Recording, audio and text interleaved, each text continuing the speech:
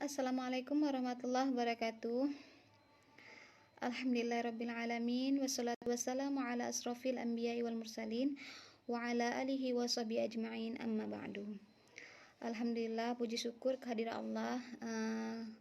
Pada hari ini kita semua bisa bertatap muka, bertatap muka dalam keadaan online. Dan saya harapkan semua teman-teman dan bapak dosen semua dalam keadaan sehat walafiat. Perkenalkan, nama saya Latifah.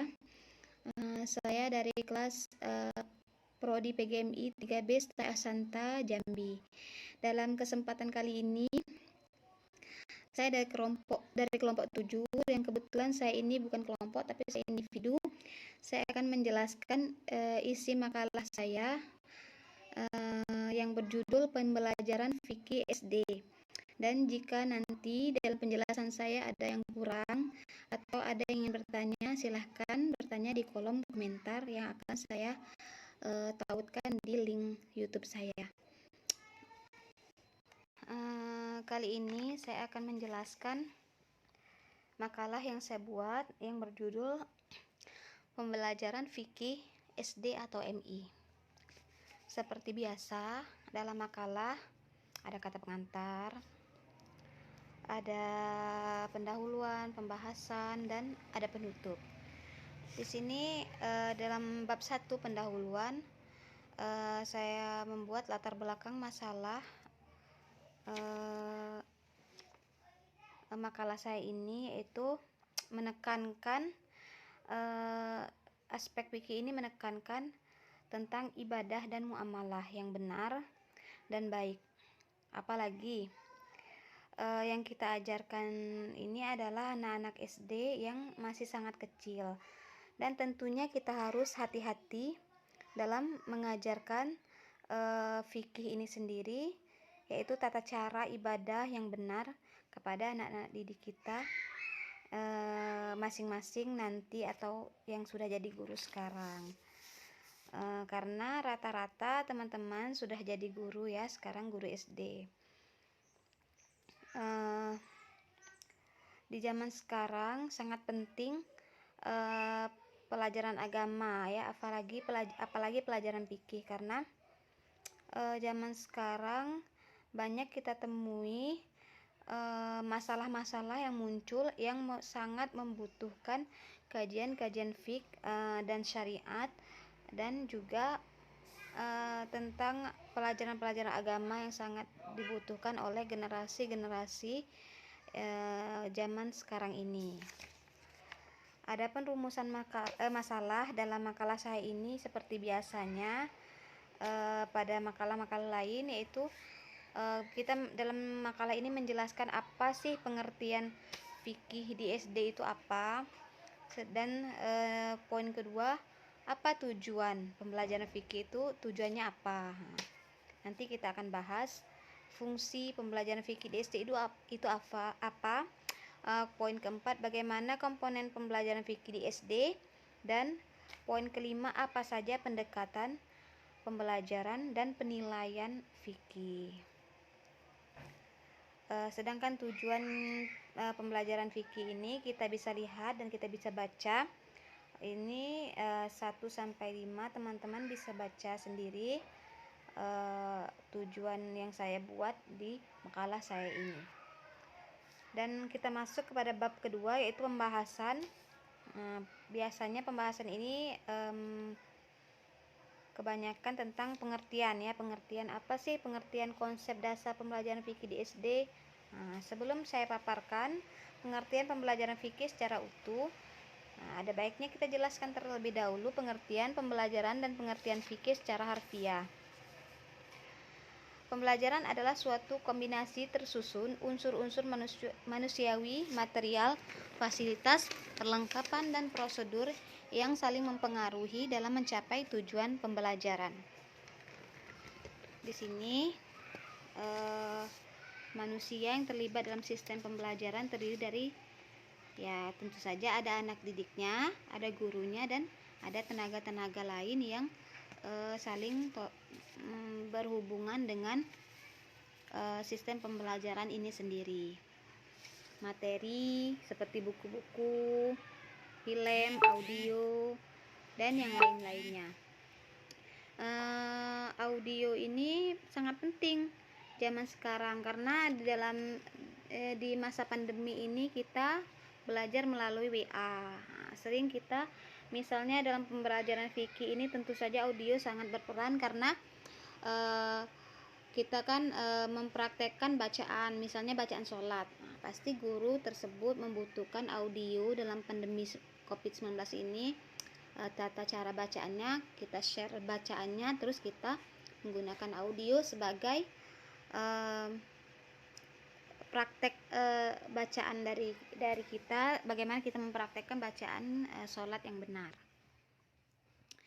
Dan fasilitas dan perlengkapan yang terdiri dari ruang kelas, perlengkapan audio, visual, dan juga komputer. Sedangkan prosedur pembelajaran meliputi jadwal, metode penyampaian. Nah, metode penyampaian ini harus kita kuasai. Bagaimana cara kita menyampaikan kepada murid kita materi yang kita ajarkan agar bisa sampai dengan baik kepada murid-murid kita. Di sini ada juga menurut tokoh-tokoh yang saya tulis dalam makalah saya. Menurut James dan Briggs, itu mendefinisikan pembelajaran sebagai suatu rangkaian event, kejadian, peristiwa, kondisi, dan yang lain-lain yang secara sengaja dirancangkan untuk mempengaruhi anak didik sehingga proses belajar dapat berlangsung dengan mudah. Dan di sini banyak juga saya tulis menurut tokoh-tokoh yang lain apa pengertian fikih itu secara harfiah maupun secara pendapat-pendapat ulama. Bisa teman-teman baca di sini. Maaf ya, ada suara-suara tetangga. Dari pengertian di atas, maka pembelajaran fikih adalah jalan yang dilakukan secara sadar, terarah, terancang mengenai hukum-hukum Islam yang berhubungan dengan perbuatan mukallaf, baik bersifat ibadah maupun bertujuan agar anak didik mengetahui, memahami serta melaksanakan ibadah sehari-hari. Nah, dan di sini poin B adalah tujuan dasar pembelajaran fikih. Tentu saja tujuan kita mengajar tentu pasti ada tujuannya. Tanpa ada tujuan, maka pendidikan itu akan terombang-ambing sehingga proses pendidikan tidak akan mencapai hasil yang optimal. Di sini saya juga menuliskan Undang-Undang RI Nomor 20 Tahun 2003 Pasal 3 tentang Sisdiknas yang berbunyi, pendidikan nasional bertujuan untuk berkembangnya potensi peserta didik agar menjadi manusia yang beriman dan bertakwa kepada Tuhan Yang Maha Esa, berakhlak mulia, sehat, berilmu, cakap, kreatif, mandiri, dan menjadi warga negara yang demokratis serta bertanggung jawab. Dan di sini poinnya bertakwa kepada Tuhan itu sangat berkaitan erat dengan pembelajaran fikih ini, di mana bertakwa itu adalah kita melaksanakan semua perintah Allah. Di sini banyak perintah ibadah yang kita pelajari dalam pembelajaran fikih. SD itu pelajaran dasar sekali seperti pelajaran sholat, zakat, haji, dan sebagainya. Di sini saya juga tulis satu buah ayat, yaitu surah Az-Zariyat ayat 56 yang artinya, aku tidak akan menciptakan jin dan manusia melainkan supaya mereka mengabdi kepadaku atau beribadah kepadaku. Pembelajaran fikih ini kan merupakan bagian dari pendidikan agama Islam yang bertujuan menumbuhkan dan meningkatkan keimanan. Ya pastilah ya, setiap orang yang rajin beribadah insya Allah imannya pasti bagus. Jadi di sini tugas kita sebagai guru, tujuan kita mengajarkan fikih ini agar kita juga bisa menumbuhkan keimanan di dalam sanubari hati anak-anak didik kita. Sedangkan poin C, yaitu fungsi pembelajaran fikih ini adalah poinnya ada 7, bisa teman-teman lihat di sini dan baca. Nanti kalau tidak mengerti silahkan komen di kolom komentar. Dan poin D itu komponen dasar pembelajaran fikih. Nah, ini yang saya sebut tadi, Jens dan Brick, saya sudah paparkan di atas tadi. Ini ada juga beberapa hal penting yang ditemukan yang harus diperhatikan dalam pembelajaran fikih, yaitu sebagai usaha sadar, yaitu suatu kegiatan bimbingan, pengajaran atau latihan yang dilakukan secara berencana dan sadar dengan tujuan yang hendak dicapai. Ini pendidik atau guru fikih melakukan kegiatan bimbingan, pengajaran, latihan secara sadar terhadap peserta didiknya untuk mencapai tujuan tertentu. Sudah kita bahas tadi bersama poin-poin di atas.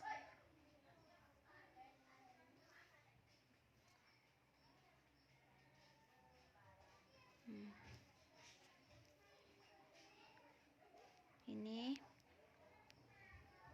tujuan pembelajaran fikih, kita bisa lihat sendiri di sini materi pembelajaran fikih. Materi pembelajaran fikih ini mencakup tentang standar kompetensi dan kompetensi dasar. Standar kompetensi merupakan kerangka yang menjelaskan dasar pengembangan program pembelajaran yang terstruktur. Biasanya kita tahun 2020 ini kita masih menggunakan kurikulum K13, yaitu mencakup 3 aspek ya, kognitif, afektif, dan psikomotor. Di sini ada ruang lingkup materi fikih. Meliputi ini kita paparkan di sini tentang syariat Islam, zakat, haji, kurban, akikah, tentang pengurusan jenazah yang biasa diajarkan di kurikulum madrasah ibtidaiyah atau SD. Diharapkan kita sebagai guru bisa mengajarkan sampai materinya habis. Dan standar kompetensi kelulusan di sini adalah biasanya kita menggunakan yang K13 tadi biasanya. Jadi ini ada saya tulis di sini peraturan pemerintah nomor 19 tahun 2005 tentang standar nasional pendidikan. Dikemukakan bahwa standar kompetensi kelulusan adalah kualifikasi kemampuan kelulusan yang mencakup pengetahuan, sikap, dan keterampilan. Iya tadi, pengetahuan itu kognitif, itu ranah yang mencakup kegiatan otak atau teori, bagaimana anak tersebut bisa menangkap teori-teori yang kita sampaikan, dan mencakup sikap. Sikap itu biasanya afektif, itu perilaku. Sekarang K13 ini kan kita bukan hanya menilai dari segi kepintaran atau pemahaman anak, tapi kita juga menilai dari segi afektifnya atau perilakunya, bagaimana dia berperilaku di kelas sehari-hari. Jadi ini standar kompetensi penilaiannya mencakup 3 aspek ini, kognitif, afektif, dan psikomotorik, yaitu pengetahuan, sikap, dan keterampilan anak didik kita sendiri. Dan sedangkan tujuan dasar kompetensi kelulusan adalah sebagai berikut: mewujudkan standar nasional, memberikan acuan dalam merumuskan kriteria, dan memperkuat profesionalisme lulusan melalui standarisasi lulusan secara nasional. Dan di sini kita bisa baca, saya jelaskan di sini metode pembelajaran. Bisa kita metode mempelajari fikih ini bisa kita lakukan dengan metode kita sendiri, yang mana yang terbaik. Misalnya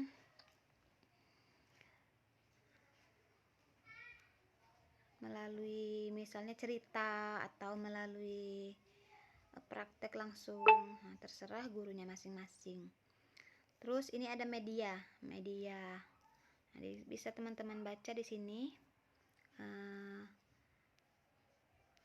media. Ini ada poin ke-8 ada sumber belajar. Ini sumber belajar itu biasanya tidak terbatas dari satu buku saja ya. Kita bisa menggunakan sumber lain, misalnya film. Kita melihat film anak-anak tentang sholat, tentang ini, tentang itu kan ada banyak sekarang bermunculan film-film yang menceritakan tentang cara beribadah. Nah, misalnya ada majalah anak-anak agar anak-anak itu lebih mau belajar atau lebih semangat dalam belajar atau mempraktekkan tata cara ibadah yang kita ajarkan tersebut. Terus yang terakhir ada evaluasi. Evaluasi merupakan proses memberikan pertimbangan mengenai nilai dan arti sesuatu yang dipertimbangkan. Biasanya kita evaluasi ini biasanya kalau di SD itu kita ujian ya. Ujian. Begitulah. Baiklah, di sini kesimpulan sudah saya paparkan di sini. Silakan teman-teman baca kesimpulan yang saya buat di sini. Sekian penjelasan dan poin-poin secara garis besar yang saya uraikan dalam makalah saya. Apabila terdapat kesalahan atau kehilapan, mohon dimaklumi dan diperbaiki. Boleh juga dikritik oleh teman-teman atau Pak dosen. Dan apabila ada pertanyaan, silahkan komen di kolom komentar yang saya sediakan, yang sudah saya aktifkan. Dan apabila ada kekurangan dan kesalahan, saya mohon maaf. Wabillahi taufik wal hidayah. Wassalamualaikum warahmatullahi wabarakatuh.